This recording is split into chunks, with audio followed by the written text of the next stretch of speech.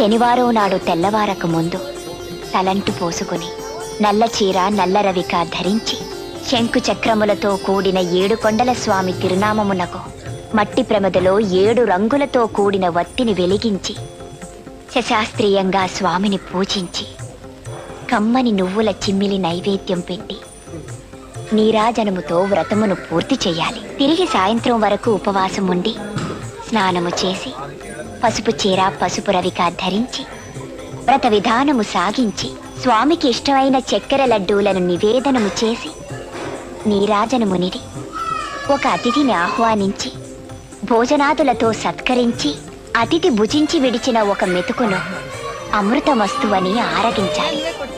అప్పటికి ఆనాటి శనివార వ్రతం పూర్తవుతుంది. ఈ విధంగా 7 శనివారములు వ్రతమును చేసినచో ఉద్దేశించిన సత్ఫలమును పొందగలరు.